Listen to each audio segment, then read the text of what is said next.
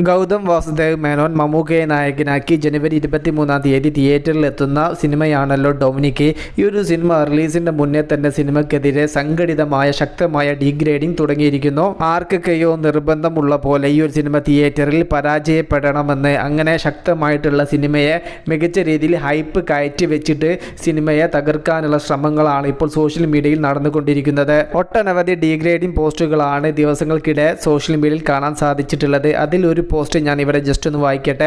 ആറ്റിപ്രാക്കിൽ Jemmy എന്ന് പറയുന്ന FB ഐഡിയിൽ നിന്നാണ് ഇത്തരത്തിലുള്ള ഒരു പോസ്റ്റ് വന്നിരിക്കുന്നത്.